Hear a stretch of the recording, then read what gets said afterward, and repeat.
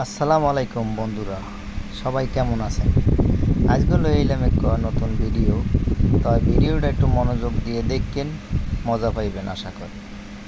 এই সামনে বলে আইতলেক যে ঘূর্ণিঝড় রেমাল।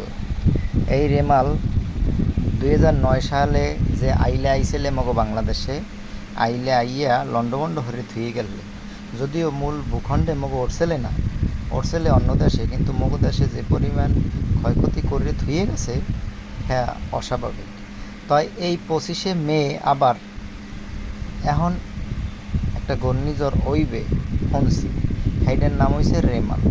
তো এই রেমাল যদি হয়, তাই মোর এই গাছের যে সুন্দর সুন্দর আম, জোয়াইলে জোয়াইলে বড় বড় আম, সেই কি থাকবে? আপনারা কন, একটাও থাকবে না, সব তলায় পড়ে যাবে, একটা আমও খাইতে পারবো না, আর আপনাকে দেখাইতে পারবো না। হের লেগে হরলাম কি, তা যেহেতু ঘূর্ণিঝড় রেমাল আইবে কয় আবহাওয়া অফিস, তা মুই আম কয়টা পারি হেলাই, এইটাই মোর বুদ্ধিমানের কাম। তাই মুই অনেক বুদ্ধিমানী কাম হরছি, এর মধ্যে এইটাও একটা বুদ্ধিমানের কাম হরতে আছি। তাই মোর লগে থাকবেন, কিন্তু এই বুদ্ধিমানের কামটা কিন্তু দেখবেন। দেখেন, মই কিন্তু আমগুলো পারিয়ে সব কারি হয়ে হেলাইছি, বড় বড় আম, জোয়াইলে জোয়াইলে আম। যদিও মোর ক্যামেরায় ছোটো ছোটো দেখায়, কিন্তু সমস্যা নাই, ওই আমগুলো কিন্তু বড় বড় হয়, দেখছেন? বড় বড় কিন্তু অনেক বড়। যদি আপনারা খাইতেন তয় বুঝতেন যে এটা কত বড়। তয় আমগুলা বেশি সুবিধারও না, আবার বেশি অসুবিধারও না, মোটামুটি একটা কায়দায় আছে।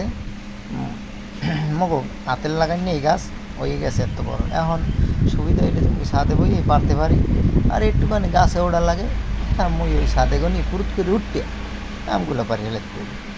তাই শেষমেশ আমগুলো মুই পারছি, যেহেতু রেমাল আইবে 9 সালে 25শে মে আইসেলে আইলা, সেই আইলায়ও মানে ক্ষয়ক্ষতি কম করে নাই। এখন যদি রেমাল আয়, তা রেমাল কি থুয়ে যাইবে, রুমাল বানাই লেবে পিডিয়ে।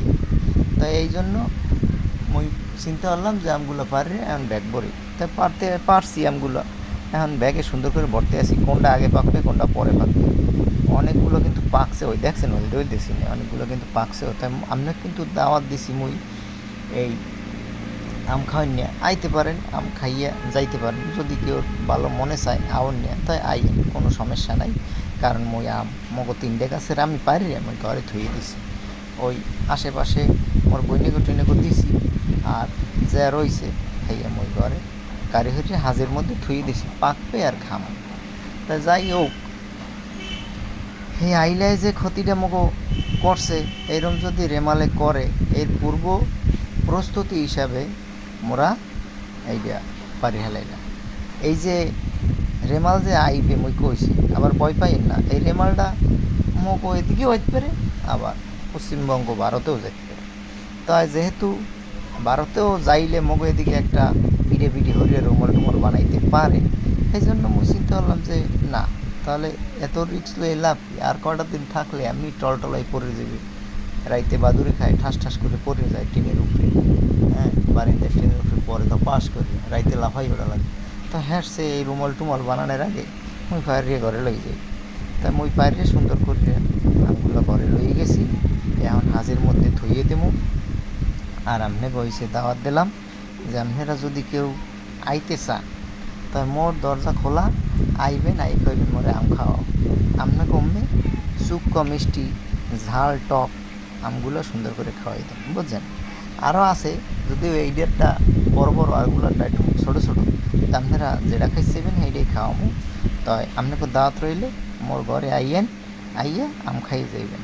ঠিক আছে, ভালো থাকেন, আল্লাহ হাফেজ।